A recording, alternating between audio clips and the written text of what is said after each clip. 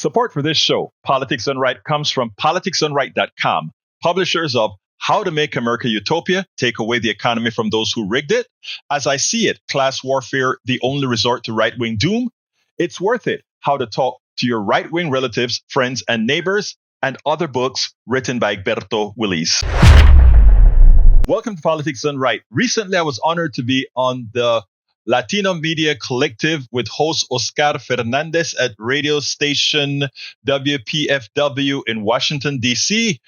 We were met with Michael Fox, who's a producer doing some work on documentaries covering Panama and many other Central and Latin American countries.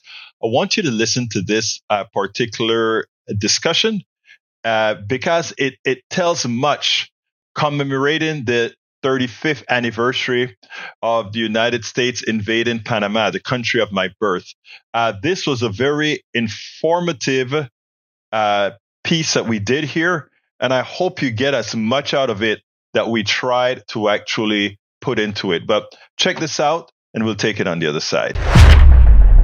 U.S. invades Panama 35th anniversary. Greetings. Y bienvenidos a toda mi gente escuchando en Washington and all points beyond. This is Oscar Fernandez, and you're listening to Latino Media Collective here on WPFW 89.3 FM, Washington, El Distrito Colombia, here on this Friday, December 13th, 2024. We're also heard on LatinoMediaCollective.com. You can find us on Twitter under the name @LMC_show. And of course, live on WPFWFM.org. That's WPFWFM.org. Today on the show, we put the spotlight on the 35th anniversary of the U.S. invasion of Panama in 1989 and how it still remains relevant to both Panama and U.S. foreign policy today. So we have a fantastic show with us today, and we're joined today by Michael Fox, who's a freelance writer, producer, and documentarian. He's the host of both Brazil on Fire and Under the Shadow. We'll be speaking a lot about his episode on the U.S. invasion of Panama. But Michael Fox, welcome back to the show. Thank you so much. I really appreciate it. Absolutely. And also joining us today is Egberto Willies, who's the host of Politics Done Right, which airs on Pacifica Station KPFT in Houston, Texas. He's also an Afro-Panamanian who has his own insights to what we'll be discussing today. So welcome back to the show, Egberto Willies. It's always my pleasure to be with you, Oscar. I love your program and I love what you're doing in the community. Thank you very much. I really appreciate it. So I'll be honest with you guys. It's hard to know where to begin with a story like this that is as vast as it is in terms of its human toll and criminality. And well, I guess the best way to start this program, speaking of criminality, let's begin by hearing the words of former President George H.W. Bush in his justification of the U.S. invasion of Panama. And it sounded a little bit like this. Last night, I ordered U.S. military forces to Panama. No president takes such action lightly. This morning, I want to tell you what I did and why I did it. For nearly 2 years, the United States, nations of Latin America and the Caribbean, have worked together to resolve the crisis in Panama. The goals of the United States have been to safeguard the lives of Americans, to defend democracy in Panama, to combat drug trafficking, and to protect the integrity of the Panama Canal Treaty. Many attempts have been made to resolve this crisis through diplomacy and negotiations. All were rejected by the dictator of Panama, General Manuel Noriega, an indicted drug trafficker. This was the official story from Bush himself. Now here's a clip from Under the Shadow, produced by Michael Fox. The largest U.S. invasion since Vietnam, the first U.S. military action since the fall of the Berlin Wall 1 month before, the testing ground for the Iraq wars. And the United States government and the mainstream media ignored or whitewashed the violence. The story told to the American people was that of a tremendous success, the liberation of the people of Panama, all in the name of democracy and the so-called war on drugs. To defend democracy in Panama, to combat drug trafficking and to protect the integrity of the Panama Canal Treaty. So that was a clip from Under the Shadow, the U.S. invasion of Panama in 1989. And I just have to say, it kind of blows my mind still that we are now this month, this December, on the 35th anniversary of this invasion. I was just turning 11 when this happened, so I'm showing my age here. But like I said before, I had a hard time, Michael, processing as to where do we begin in discussing this moment in Latin American history that is both well documented, yet often ignored in the lessons it offers. So where do we begin here? This is sort of the assessment that I make of this historic event in Latin American history, that we have it documented, but we don't learn from it at the same time either. Yeah, I mean, that's right. And I think it's important to understand within the context of U.S. imperialism, within the context of continual invasions and the United States pushing its agenda abroad, what this represented, kind of what we mentioned in a second. You know, after the fall of the Berlin Wall, it was the so-called end of the Cold War. The United States needed to show its power, and particularly Bush needed to show that he was strong, or at least he wanted to. And so this was a way of the United States, and particularly Bush, showing that he was not going to be weak and he was going to be strong against those evil dictators, quote unquote. And so Panama was an easy target. Of course, this was all within the context of the so-called war on drugs, right? That like fit with the same promotion that the United States was pushing over television and in poor communities in the United States. And so abroad, it was an easy frame to shift away from the Cold War and to continue with the messaging of saying the United States, oh, it's no longer the Cold War, but now it's the war on drugs. And so it's an easy way for the United States to be able to use that as a wedge to continue to push hard against anybody it wanted to. I mean, they're still using the same thing anywhere, right? We've seen it in we've seen it in Plan Colombia. We've seen the war on drugs throughout Central America, throughout Mexico, all throughout. I mean, it's been the same discourse we've been using over the last decades, right? And so this was an easy target. Again, also Manuel Noriega, remember, this was a former U.S. asset. Like, he was literally on the payroll. And the only reason why the United States didn't like him anymore because he was playing many different sides. And of course, this was a place, Panama, where the United States had literally occupied for decades, like throughout the entire 20th century. So this is not a place that the United States is going to lose, but it's a place that the U.S. can show force and can take advantage of this moment to say, look, we are not going to back down. Yes, we've won the Cold War, but now we are going to win the war on drugs. And I think that is really important context. And yes, we have absolutely forgotten it, but it's the United States playing the same imperialist game it has always played, and using the discourse of so-called democracy and democracy promotion, when in reality, it's all pushing its own agenda abroad for its own political purposes. And in particular, in the case of George W. Bush, who at that moment needed a victory, needed a win, he needed to show strength. And this is how he did it. Yeah. Noriega can be argued as almost the original Juan Orlando Hernandez. But even then, that's sort of a misnomer, because there have been plenty of Noriega and Juan Orlando Hernandez type figures throughout Latin American history in the 20th century alone. Egberto, Willies, you're an Afro-Panamanian. I know this hits near and dear to your heart, especially on this 35th anniversary. The same question applies. Where do we begin to process this moment in history that, again, simultaneously is well documented, but we don't learn the lessons from this well-documented event in Latin American history? What is amazing with the story is it has so many different angles, right? Noriega was the perfect capitalist for the United States, okay? He was a capitalist. America had a need for drugs, and he was the one facilitating drugs to come to America. But the thing about it is there was a duality here. The purpose of the invasion wasn't solely about that colonel or whatever he was getting shot in Panama City. It wasn't necessarily about drugs. As Michael just said, it had a lot to do with power. They wanted to make sure that Noriega remained the puppet of the United States and do whatever they wanted. They wanted him to invade Nicaragua. They said no. They wanted him to stop they then used the drug as a pretext to come in.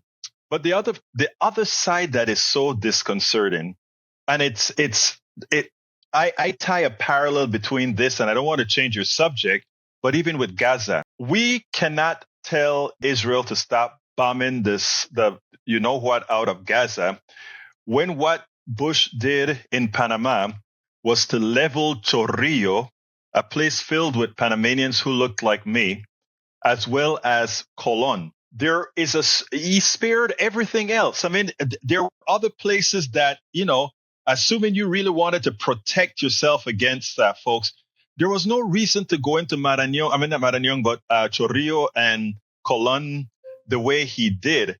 It just showed a disregard for humanity, just like Israel has shown a disregard for humanity in Gaza. But I tell you further, they did the same thing that they've done all over the place. They used that invasion as well as another purpose to test new weapons systems. So that one invasion was not only devastating to Panama, but it showed the inhumanity of what we call our military that we use as an example around the world. We don't have the moral character at all to put down anybody who goes to war. That war was unnecessary. It was terrible. And to get one man, the UN says 1,000 people, I believe it was what they said. The UN said 4,000. America said 1,000. But we know how the tenements are laid out in Colon and Chorrillo. Was a hell of a lot more than that got killed out there. I have to say that the comparison between Panama and Gaza is really not off the subject, because as a matter of fact, one of Michael's guests on Under the Shadow actually made the comparison between Panama and Gaza today. And as a matter of fact, I have that clip here, and well, let's take a listen.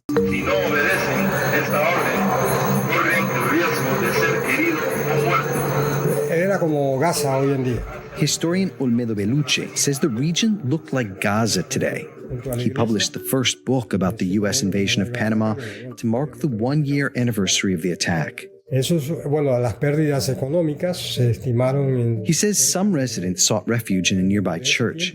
He says the United States promoted a strategy of looting supermarkets and stores to generate chaos and confusion. The financial cost to the private sector was estimated at $400 million. I got you covered. It took the United States 4 days to find Noriega, during which time the U.S. occupied the country and swore in a puppet government on a U.S. military base. The new U.S.-backed president was Guillermo Endara, the opposition candidate who had allegedly won elections earlier that year against Noriega's ally.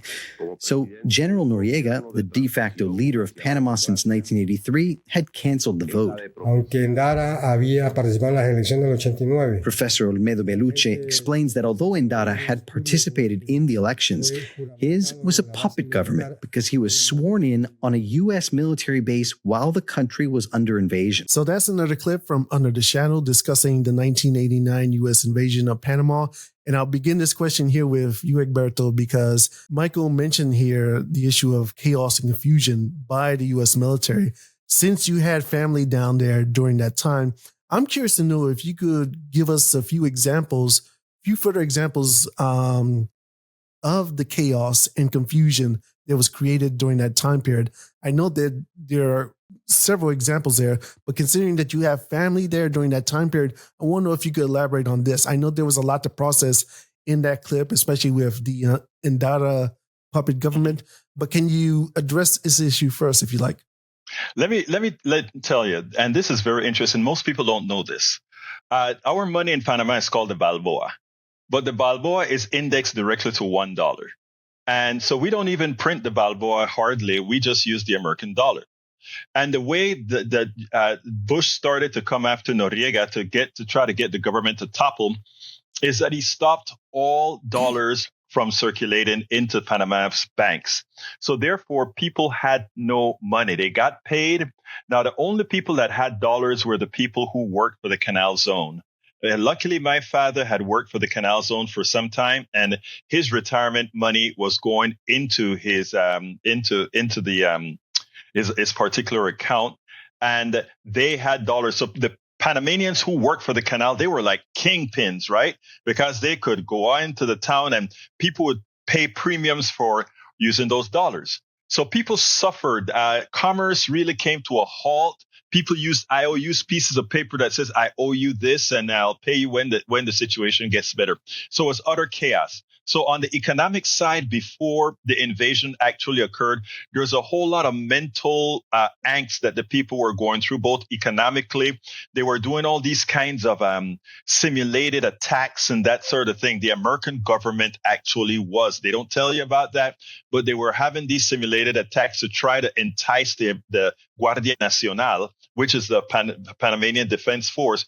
They were trying to get them to go ahead and somehow attack the United States to give them a purpose to come in. And they never bit. They never bit because they understood what was happening. And that's why you see Noriega did what he did. But let me tell you a few things that kind of goes on top of what Michael was talking about. This is how bad things were. My father lived in a town called Arcoiris, which is on the outside of Colon. And there's one street to get into Colon from Arcoiris at that time. And there were people who were stuck in Arcoiris. It was called Rainbow City as well. People who were stuck there, and they would have the tanks all blocking the entrance into Colon. One of the people my father knew, his wife had diabetes, and she was trying to get her the medicine in Colon.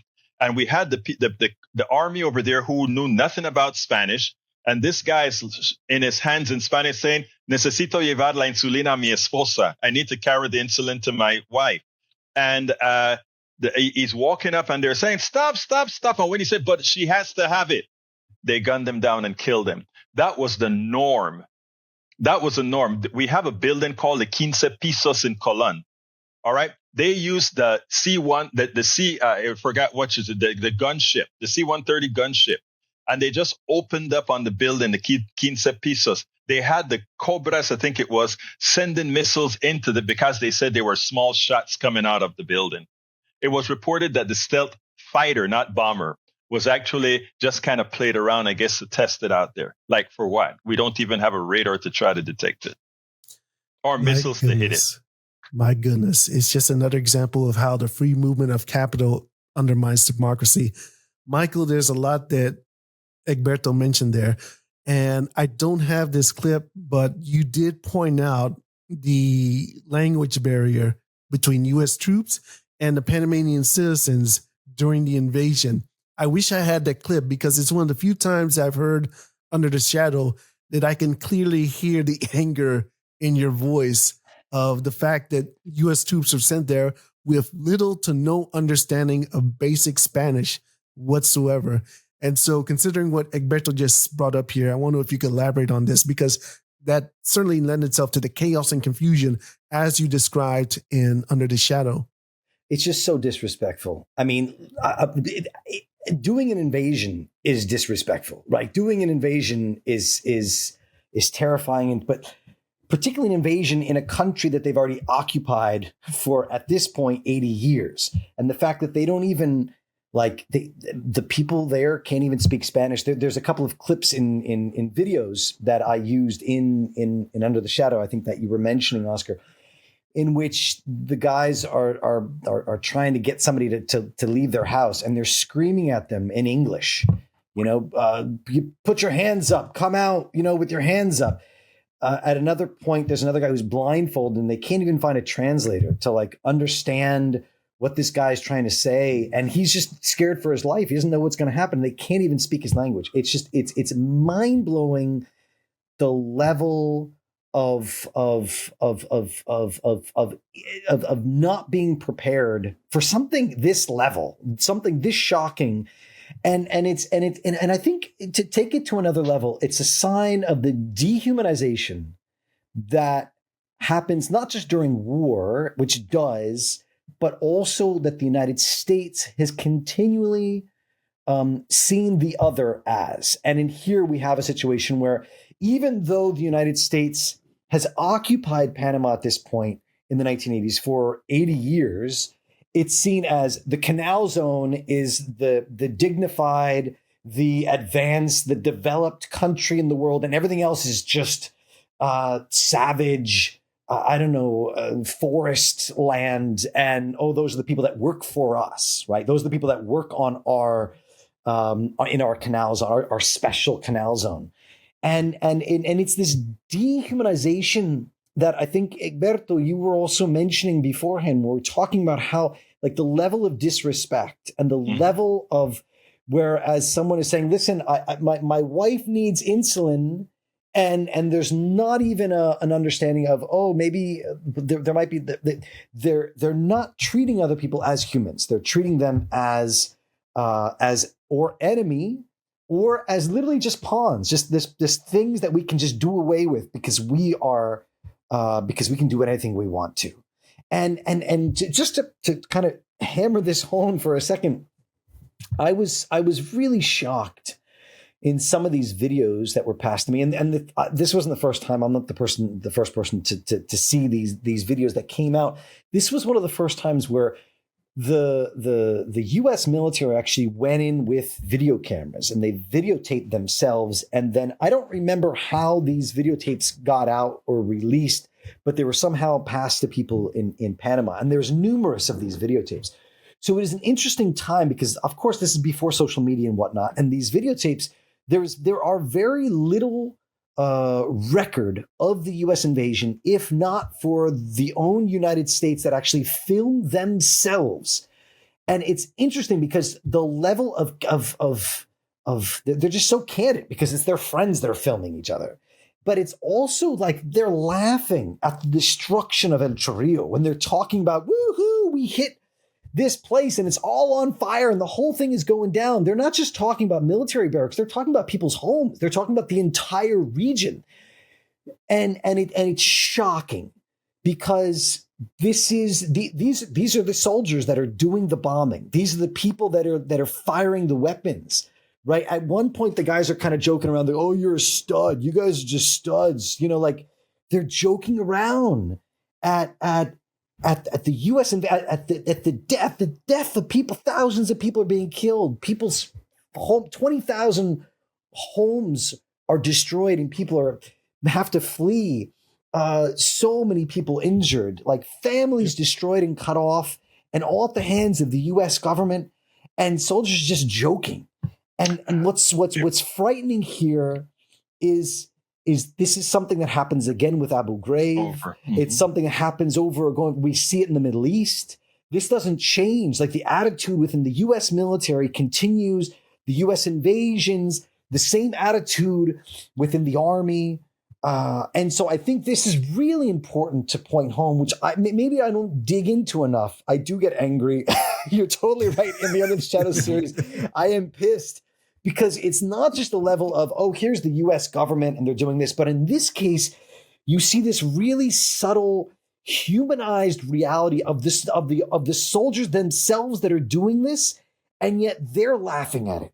Mm-hmm. And yet they're dehumanizing Panamanians who have lost their families and who have their back against the wall and are being invaded by another country. And they've already faced this U.S. enclave and this U.S. invasion that's invaded their country for nearly a century. And I think that this is something that it hasn't changed.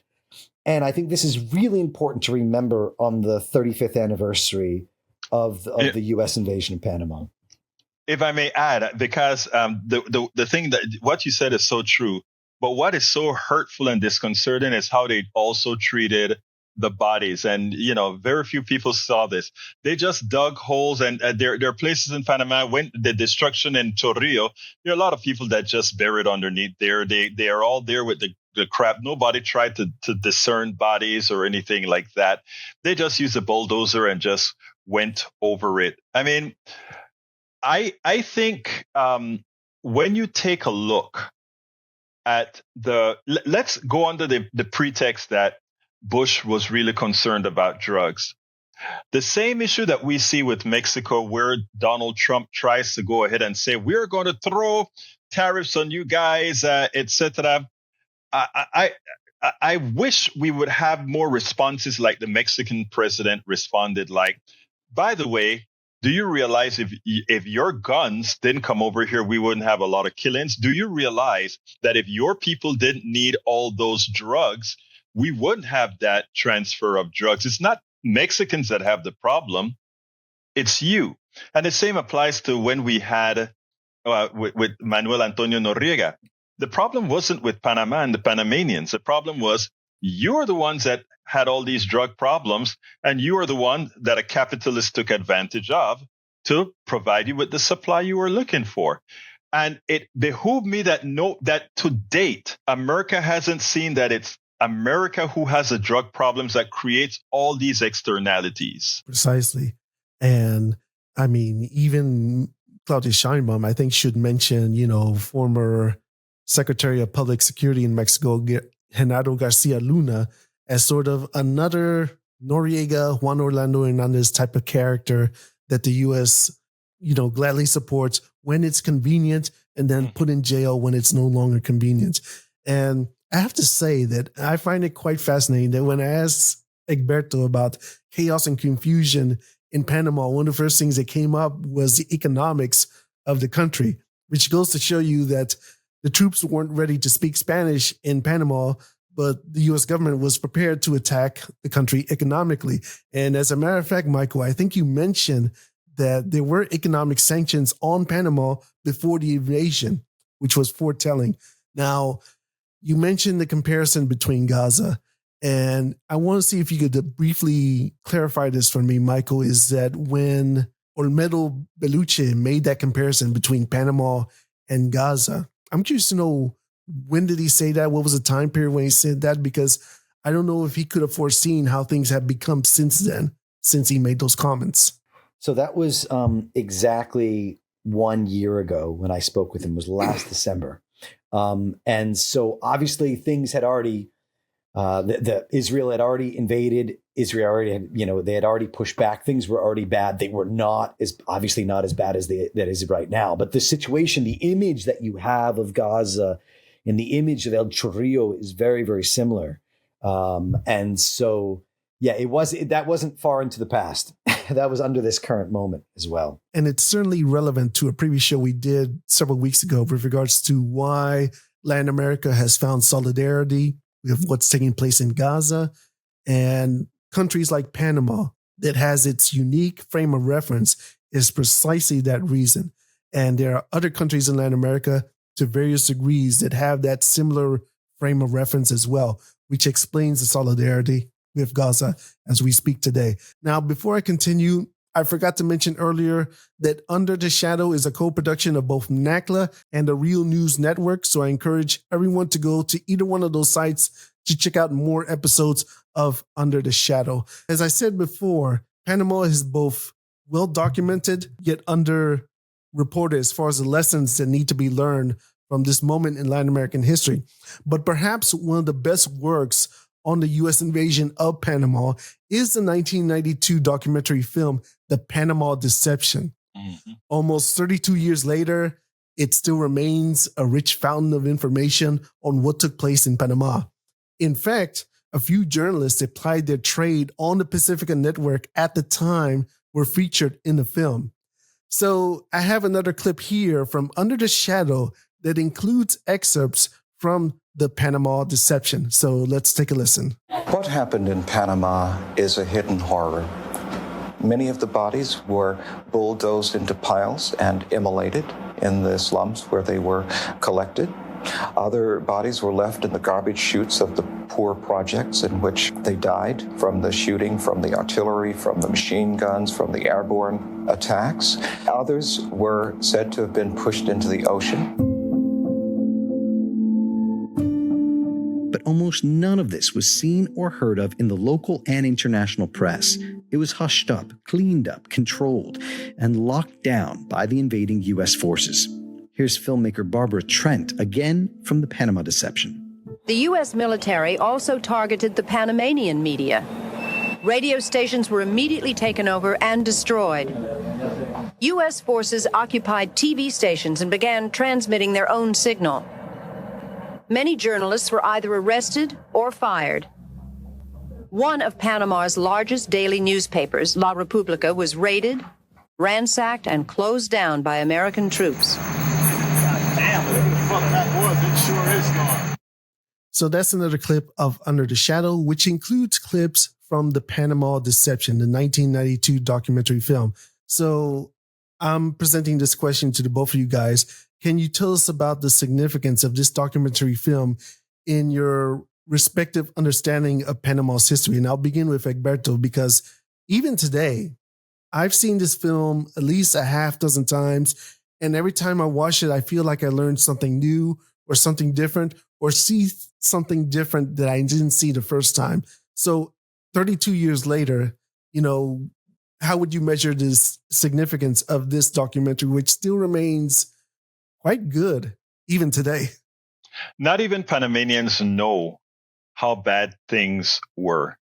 I mean, in fact, you would find Panamanians today who worked for the Canal Zone, who actually supported what the Americans did in Panama. Again, the same kind of deception. I mean, I look at the same kind of deception that occurs with MAGA in the United States is the kind of stuff that you have with a lot of the Pancanal workers in Panama. And that is, they are Panamanians that the United States want to have nothing to do with except when they're working for the Canal Zone. But these people look at, it's almost like they have that syndrome, I forgot the name of the syndrome where you fall for the attacker. Look, I think we have to first realize that Panama wasn't even Panama. Panama was Colombia. And not until America wanted to build a canal did they allow, quote unquote, rebels to create Panama. Okay. So Panama is really, yes, it did exist before as a sole country, but after being incorporated in Gran Colombia, it actually regained its status as Panama because of the United States. And if you take a look at what people believe there today, you still wouldn't find the angst that one would expect against the United States for that invasion that one would expect. It's only the elitists, that they would like to call the lefties, the elitists, that look at it and say, well, that is what occurred was really a crime of, an international crime. And it's frustrating because here I am, I'm in the United States, I'm in the United, not in Panama. And I bring these subjects up with a lot of Panamanians. And it was like, yes, Noriega was a bad guy. Actually, I don't think Noriega was any worse than most of our presidents. I hate to put it that way. Wasn't the film banned in Panama for a time? I'm not sure. Actually, I wasn't there, so I don't know, but it wouldn't surprise me if it were, because, again, remember, these governments were puppet governments of the United States. They served at the pleasure of, as long as they did what the American government wanted them to do. And America showed them one thing: we can cut the plug anytime on your financial sector and you're screwed. And they still hold that against Panama, in that you go to Panama, the biggest circulation of money is in fact the United States dollar.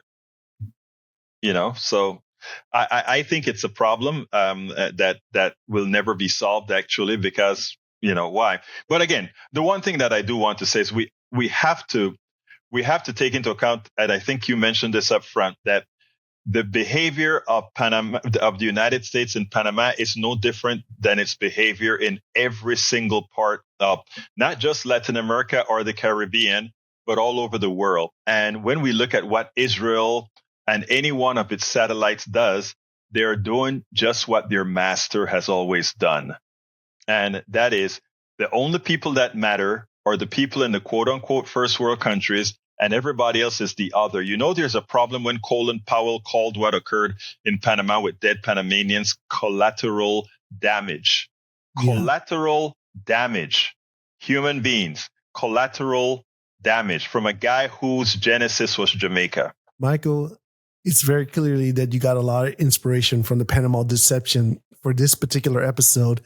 And I also played that clip specifically because it pointed out how the Panamanian media at that time was suppressed as well. So again, the same question applies, what degree of significance would you hold this film 32 years later? Yeah, I mean, well, the film was huge. I just did look it up when you mentioned this. It was banned in Panama for a time, and in fact, it was banned on many PBS stations as well in the United States, or at least they refused to broadcast it. Although some stations did do it anyway, and it was huge. Remember that this documentary came out in '92, right? The invasion was in December of '89, and so the fact that this was just a couple years later is really important. And when you watch the film, it's shocking, like the level, like the interviews they've got. I mean, it's so important because people were just on the ground. Everything is really, really new. And I mean, it won the Academy Award in 1993 for Best Documentary. And that's huge. And it also says something, that the fact that it won despite being banned in Panama and despite, not being pushed out on PBS stations, whatever else.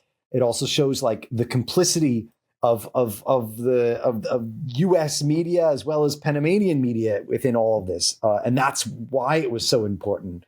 But yeah, it was extremely, and it is still a testament to those to what happened, to the reporting on the ground. Many of the people, like for instance, the person who was interviewed that I used that clip from, he then passed away a few years later. There was somebody else who also passed away. So we're talking about people that were on the ground, that were reporting on the ground, that saw what had happened, that could tell those real stories that are no longer with us. And that's the other really important place that this holds, and the testament that it is today, because it was done so soon after such devastation. I have to say that the last time I did a show here on the Latino Media Collective on the U.S. invasion in Panama was in 2019 on the 30th anniversary. And at the time, I had the pleasure of speaking with Jose Luis Morin, who's a professor of criminal justice over at John Jay College in New York. I only mention that because I know that you spoke to a different professor, Michael, from John Jay College with regards to the legal battle in getting some degree of reparations or justice for the families of the victims of the U.S. invasion of Panama. And I'm going to start directing this question to Egberto first, because over the years, several legal organizations, both in Panama and in the U.S., have fought in court to seek some degree of justice, as I said before, for the families of the victims of the invasion. And over the years, the U.S. has disregarded the rulings of international courts of law, holding the U.S. accountable. Along the way, the trauma of those who survived the invasion remains 35 years later. So I don't know to what degree you have or hold any trauma, but without reopening any old wounds, Egberto, how do you address the issue of, I guess, for lack of a better term, PTSD, especially when the U.S. refuses any forms of reparations? You mentioned earlier in the conversation that people were just slaughtered with missiles and with all sorts of military technology that had never been seen before. I vividly remember speaking with Professor Morin 5 years ago, and he spoke about lasers. He spoke about people being collected in buckets, not in body bags. This sort of horrific stuff. And so how do we address this sort of trauma 35 years later, especially when the U.S. doesn't hold itself accountable, and especially when people who were there had those images in their mind during that time? And I don't know if a lot of Americans will understand this, right? I mean, born Americans will understand this. And that is, there is a state that people in south of the border live in, which is in a constant state of a trauma that they don't know that they're in a state of trauma. Okay, because it's a constancy. It is always fending for the next day. It's always, you don't expect you don't expect good things to happen. You don't. So, those people that lived in El Chorrillo, they were living a hellified life as it is already during the economic disaster that Bush imposed on these people. You can say, well, economic disaster versus the carnage that they saw. The truth of the matter is, like you said, a lot of people didn't see the savagery that actually occurred. That was all insular. right? So as far as the scene, the body bags and all these things move in grand quantities, people didn't see it. Let me tell you better. When the invasion occurred, there's a place in Panama called the Free Zone. Okay, the Free Zone is where all the products from around the world congregate, because we are the Panama Canal. Shipping containers go there, they exchange it, and all of that. One of the things that came out of the invasion was the people invading the Free Zone. So as their connection, many people would drive from Panama City to Colón to go into the Free Zone. Corporate guys would go into the Free Zone to loot, because that's a massive amount of products from around the world. So to them, their vision of this invasion wasn't the vision of the carnage that was within Chorrillo or was within the tenements in Colón. Everything else was fine. And so that trauma, yes, would be there. And I can only speak to the immediate folks that I know that didn't go through it. I can tell you about my father running under the bed as they stayed with the helicopters up top and the missiles were going into Colón. I can tell you about that. But after that was over, my father came and visited me yearly. And I mean, he would tell the stories every day, but it was a story. But the biggest story was what happened in the Free Zone for a lot of these people. What happened with the looting, because at once they got at the plutocracy, right? So it's a complex. I guess I have to say it's very complex what really occurred in there. As far as the PTSD, yes, there would be that, but I don't think it would be as big as we would look at it from an American point of view. It's certainly a Pandora's box that you can't really measure on a piece of paper or on a graph or a chart, but yet it's there. It's still relevant. And it's precisely the sort of thing that people fight the legal fights that they have almost 35 years later. I'm curious to know, Michael, if you want to elaborate on this, because as we have this conversation, even now the International Criminal Court has, once again, made a ruling that the U.S. doesn't favor. And it just shows you how the legal battle is really against the people at the grassroots level trying to fight the good fight to try to find some degree of justice. And towards the second half of this particular episode of Under the Shadow, you addressed that as well, correct? Yeah. I just want to kind of tag off of what you were saying, Egberto, is absolutely true. And the fact that much of the country was not witnessing everything that was happening in El Chorrillo. And part of that was because there was a media blackout, which we already talked about, right? You couldn't see it on the U.S. media. In fact, the U.S. press that was there were there kind of supported or embedded with the United States. And the United States soldiers were taking them around. Oh, look at this, look at this, look at this. They showed them what they wanted to show them.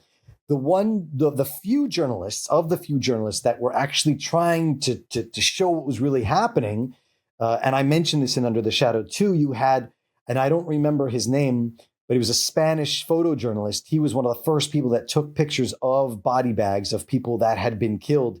And in fact, the United States soldier shot him, and he died within the first couple of days after the invasion. Juancho, I think was his name, if I'm not mistaken.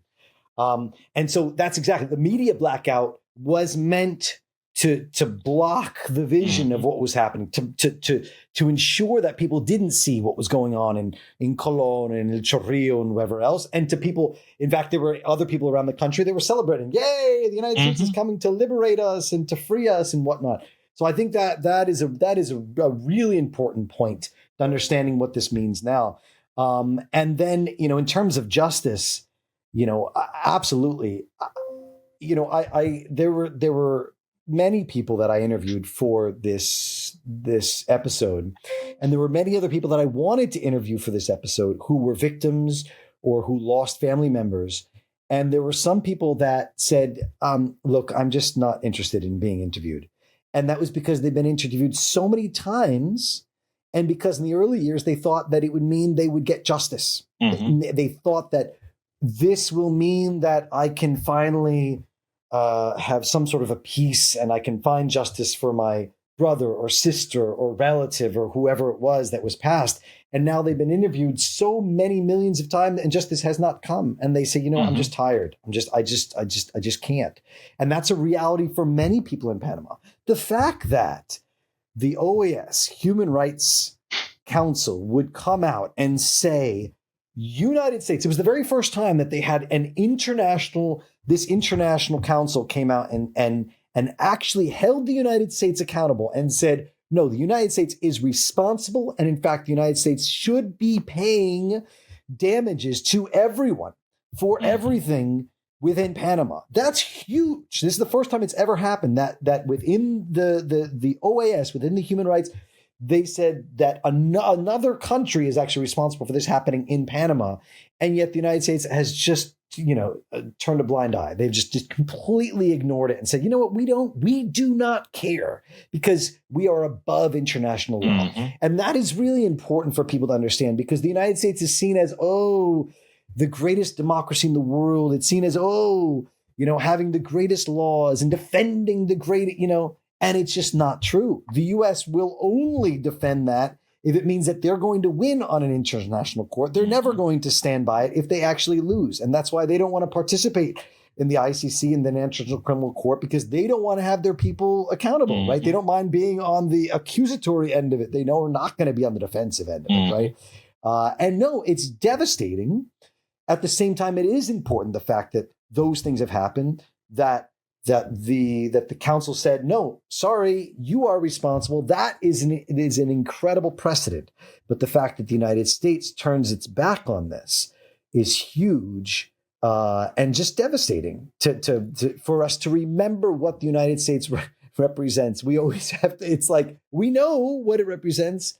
And yet in this case, it's so glaring. It's so in your face. It's just shocking. And it's very consistent with what Jose Luis Morin told me 5 years ago when I interviewed him on the 30th anniversary. We are almost out of time, but I have one clip left that I think sort of gives us a reason why this still matters 35 years later. And it's another clip from Under the Shadow, which brings up the issue of gentrification. So let's take a listen. La gente no sabe lo que está pasando porque eso es un tema tabú. Aquí en Panamá no se conoce el término, ¿sabes? That is what they want to bring here, gentrification, says Efrain. And the people don't know what's happening because this term isn't really known here in Panama. And I'm trying to kind of wake people up. You can already see the change in the neighboring community, pretty buildings and things.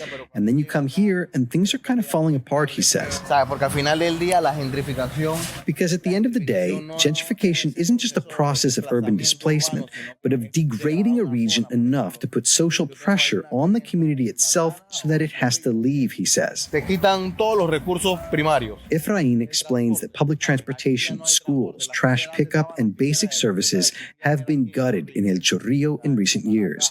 He says it's all part of a push to force people to leave so real estate prices will tank and developers can move in to cash in big.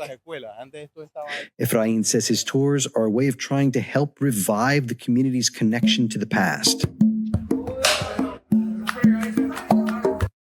So the issue of gentrification seems like the best final question here as to why the U.S. invasion of Panama still matters 35 years later. We have a few minutes left. I'll give a minute to each of you to tell me, why it matters, segueing from that, why it still matters 35 years, the U.S. invasion of Panama. Michael? Yeah, I mean, the legacy is devastating. And again, we see the destruction of El Chorrillo in order to, but this time to push in developers and big businesses and everything else. And I want to even connect this even further into the past. And, maybe Egberto might want to speak to this a little bit, but the whole idea of the U.S. occupation of the Canal Zone, it was creating a segregated apartheid system, right? That goes back to the beginning of the 1900s. I mean, this is the legacy, and this is what the U.S. invasion comes out of. And you can't piece one thing and separate one thing from another. It's all intertwined, right? So it is devastating. The legacy is devastating, and the history of what the United States has represented. Look at the system that it tried to export abroad in Panama. It is shocking. And this is the system that, in part, the U.S. invasion was trying to keep in place. That was part of the reason for the U.S. invasion. It was because of Manuel Noriega. It was because the United States wanted to show force, but it was also because the United States wanted Panama to pull back from having to hand over the U.S. canal zone back to Panama, right? So it wants to keep all this in place. So it's shocking and it's devastating, and we need to remember this legacy today and continue to fight against it. And that explains why there's a second episode exclusively on the Panama Canal. So, Egberto, you got the last word. Yeah, let me just tally on apartheid in the Canal Zone. The Canal Zone had the Panamanians living in one place, the Americans living the next. Panamanians had substandard housing. The Americans had very great homes, etc. It had its own police department, judgeship, everything in the Canal Zone that had two laws in one country. When it comes to El Chorrillo and gentrification, remember this. El Chorrillo is right next to what's called La Cinta Costera. That is the highway that follows the coastline. Beautiful area, skyscrapers, everything. The first few blocks is high price. Everything is great. And behind that is El Chorrillo. Yes, they would like to get rid of that. The same thing is happening in Colón. Colón is on the Atlantic side.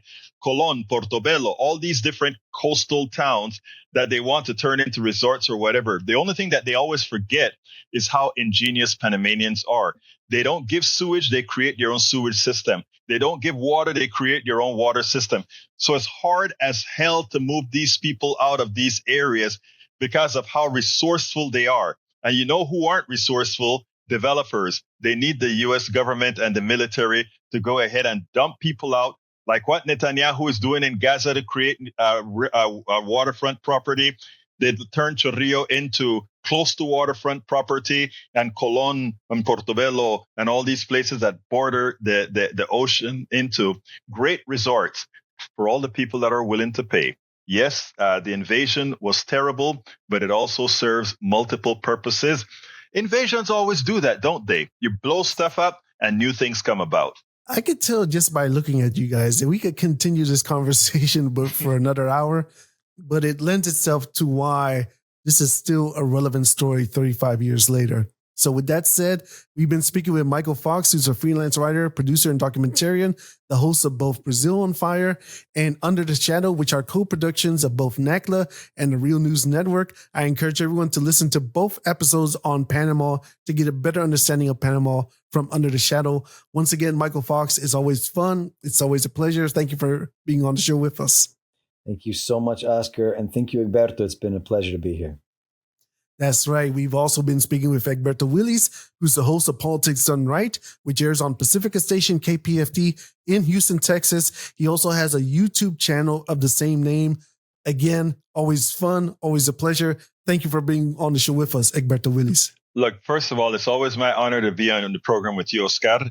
And it was also an honor to meet Michael Fox for the first time. So thank you so kindly, and thank you for the work both of you are doing. I've been talking about the independent media is what's going to be necessary going forward, not only in America, but throughout the world, because the plutocracy owns it all. Thank you guys for what you do. Yeah, absolutely. You got it. And with that said, that is it for today's show. You can follow us on LatinoMediaCollective.com. You can follow us on Twitter under the name @LMC_show. And of course, live on WPFWFM.org. Once again, this is Oscar Fernandez saying thank you very much, everyone, for listening to the show. That's it for today's show. Adios. Nos vemos. Ciao. Let's go to Alan. Come on in, Alan. How you doing? I'm doing fine. Talk to me. Yeah, I had a United Dual Complete PPO, and somehow I got switched over to Advantage HMO. Mm-hmm. And let me explain that to you, sir, because we covered this before, and one of the and I want everybody to hear your story. I want everybody to hear your story. The government allowed, and hear me closely, everybody that's listening. And this is where we need to fight government to say, stop carrying the water for these insurance companies, these private companies, and protect Americans. You may not have noticed it, Alan, but you got a piece of mail 90 days before they made that switch, telling you that you would be placed from Medicare into Medicare Advantage. All right, because you were signed up with a company that does both Medicare and Medicare, meaning the Medigap, as well as Medicare Advantage. And they have the right, the government gave them the opportunity to put you into their Medicare Advantage plan and give you 90 days to opt out. If you don't opt out within those 90 days, I think it's 90 days now. If you don't opt out within those 90 days, you're stuck with Medicare Advantage.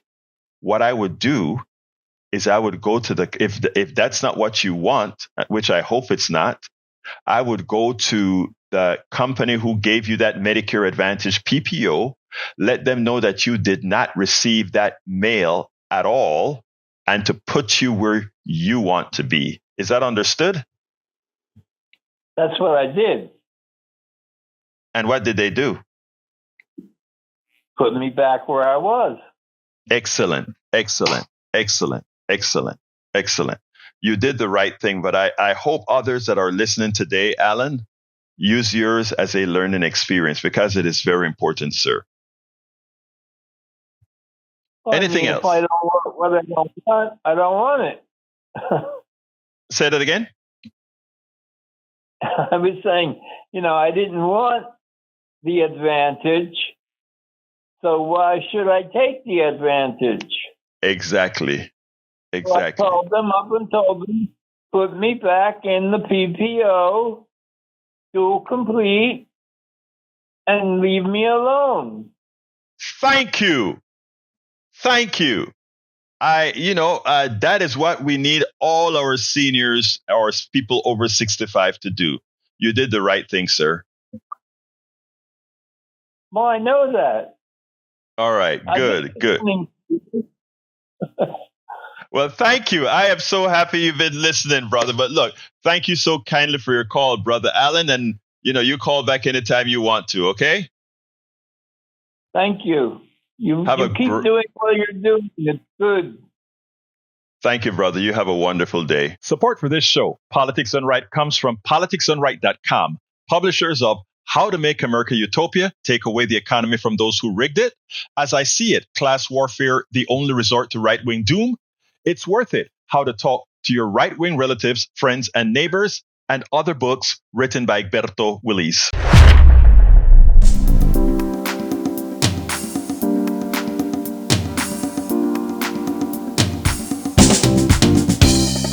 Welcome to Politics Done Right. I am your host, Egberto Willies. This is a progressive program that will take the mystery out of politics. This is the